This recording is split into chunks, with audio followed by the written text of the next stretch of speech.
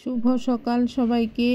আজ শ্রী শ্রী মা সারদা দেবীর শুভ জন্মতিথি উৎসব পালন করা হচ্ছে ভাদই পাঁচালী রামকৃষ্ণ সেবা সমিতিতে।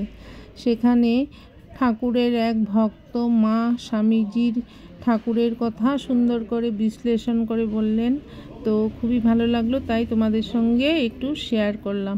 তো স্বামীজি সেই প্রণাম মন্ত্র একটা আছে, আপনি নিশ্চয়ই জানেন।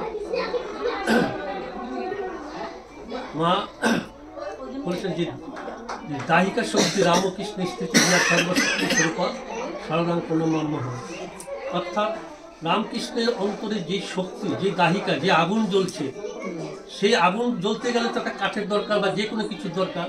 মা ছিলেন সেই শক্তি, সেই শক্তির দ্বারাই ঠাকুর তার অন্তরে সেই দাহিকা শক্তিকে জ্বালাতে পেরেছিলেন।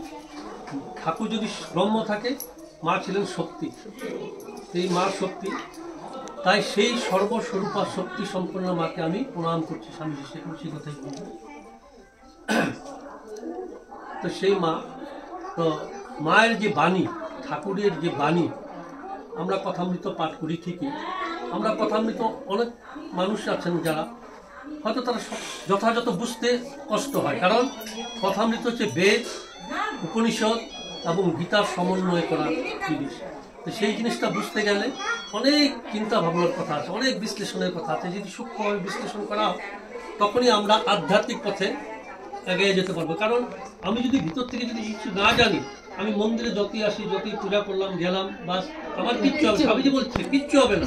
তুমি যতই মন্দিরে আসো, মন্দিরে যাও, পূজা করো, তোমার কিচ্ছু হবে না যতক্ষণ পর্যন্ত তোমার মনের ভিতরে অনুভূতি না আসবে।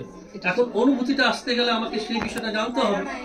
তখন স্বামীজি সেই প্রসঙ্গে বলেছিলেন যে মা এবং ঠাকুরের যে বাণী, সেই বাণী, ঠাকুর যদিও নিরক্ষর ছিলেন, কিন্তু ঠাকুরের যে বাণী, সেই বাণী ছিল অসাধারণ। তার এতটা গুরুত্ব, ঠাকুরের একটা সহজ সরল বাণী দিয়ে হাজার হাজার শাস্ত্র গ্রন্থ রচনা করা যায়, হাজার হাজার ধর্মশাস্ত্র রচনা করা যায়।